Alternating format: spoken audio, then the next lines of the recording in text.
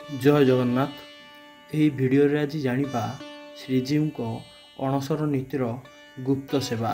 स्नान पूर्णिमा भगवानंकर वर्षरे थरे ज्येष्ठ पूर्णिमा रे अनुष्ठित हुए। यही जो स्नान पूर्णिमा हुए भगवान वर्षक भितरे मंदिर भितरे जगन्नाथंकर स्नान मंडप रे प्रभु जगन्नाथ बलभद्र एवं देवी सुभद्रा और प्रभु सुदर्शन समस्ते आसंती पहंडी करी सबु सेवायत मानकर सहयोग रे स्नान वेदी रे समस्ते पहुँची सारिबा परे जगन्नाथंकर मंगल आलती हुए। मंगल आलती हुई सारिला परे जगन्नाथंकर अन्यान्य सेवा जहाँ सबु अच्छी से सबु सरी महाप्रभुंकर स्नान हुए। स्नान हो सारिबा परे महाप्रभुंकर हाथी बेश हुए। हाथी बेश हो सारिबा परे भगवानंकर गोटे थर भोग हुए। हाथी बेश हो सारिबा परे स्नान मंडपर चतुर्पार्श्व भोग करा जाए। भोग करि सारिला परे भगवान लेउटी थांती श्रीमंदिर को। श्रीमंदिर सिंहासन पाखकू आउ न जाई मझिर अछि महाप्रभुंकर अणवसर पिंडी। अणवसर पिंडी पत्थर रे तैयारी हुई थाए। सेही अणवसर पिंडी पाखकू भगवान पलई आसंती। सेठी तांकर 15 दिन पर्यंत महाप्रभुंकर अणवसर नीति आरंभ हुए। अणवसर नीति रे कौन करा जाए महाप्रभुंकर जेहेतु स्नान सरिला सेथिपाई भगवान 15 दिन पर्यंत अणवसर रुहंती। तापरे अणवसर नीति आरंभ हुए। जेमिति आमको कौनसी प्रकार रोग हेले बा कौनसी प्रकार क्लांत अनुभव कले बा ज्वर हेले आमे तापाई निर्दिष्ट खाद्य खाई थाउ। भगवान मध्य सेमिति खाती। तांकु आउ महाप्रसाद भोग हुए नहीं। भगवान को क्षीर सर फल इत्यादि तांकु भोग करा जाए। जेमिति कोरोना हेले आमको आइसोलेशन रखा जाउछि सेमिति भगवानंकर बहुत आगरू यही व्यवस्था भी अछि।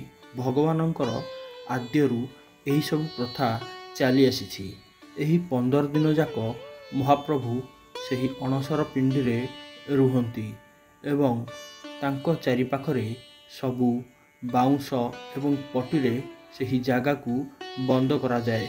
अन्यान्य देवादेवी तांकर जेउ माने सबु चलंती प्रतिमा नृसिंह रामचंद्र रामकृष्ण श्रीदेवी भूदेवी एमाने सबु पूजा पाती।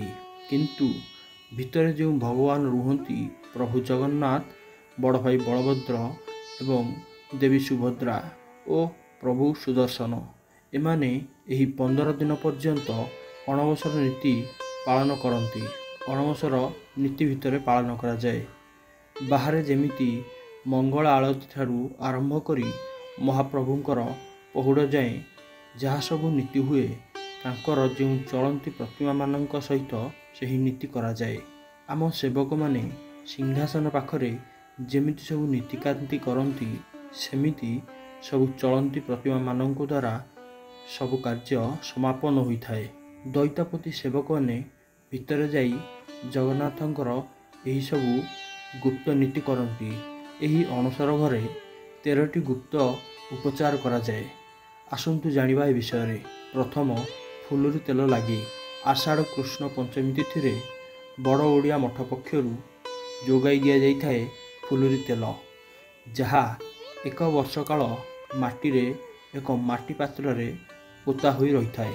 एही तेल लागी परे दियो सामान्य सुस्थ हो जाती बोली लोकंक विश्वास रही।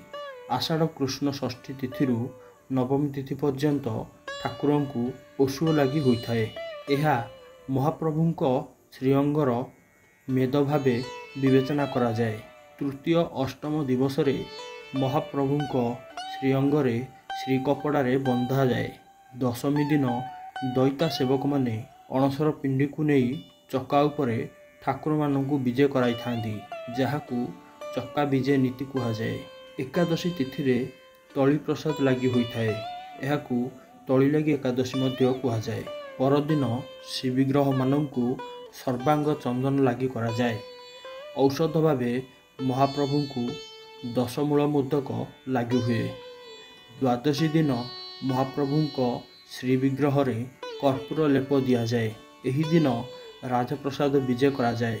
ଅଣସର ଗୁପ୍ତ ସେବା କାଳରେ ଶ୍ରୀଅଙ୍ଗରେ ପୁରୁଣା ଚନ୍ଦନ, କରାଳ ଚନ୍ଦନ ଓ ପାଟଡୋର ଇତ୍ୟାଦିକୁ ରାଜପ୍ରସାଦ କୁହାଯାଏ। ତ୍ରୟୋଦଶ ତିଥିରେ ପାଟରା ସେବକ ଯୋଗାଇଥିବା 25 ହାତ ଲମ୍ବର ପାଟଡୋରି ଶ୍ରୀବିଗ୍ରହଙ୍କୁ ଲାଗି କରାଯାଏ। ଏହାକୁ ଘଣା ଲାଗି କୁହାଯାଏ।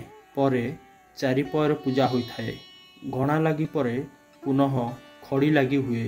ଚତୁର୍ଦ୍ଦଶୀ ଦିନ ବଡ଼ ସିଙ୍ଗାର ଭୋଗ ପରେ ଅଣସର ଘରେ ପଣା ଓ ଚକଟା ଭୋଗ ହୋଇଥାଏ। ଏହି ଦିନ ଦତ୍ତ ମହାପାତ୍ର ଅଣସର ଭୋଗରେ ବନକ ଲାଗି ନୀତି କରିଥାନ୍ତି।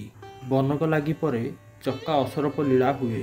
ନୂଆ କନା ଓ ତୁଳାରେ ଦରଜୀମାନଙ୍କ ଦ୍ୱାରା ଗୋଲ ତକିଆକୁ ଅସରପ କୁହାଯାଏ।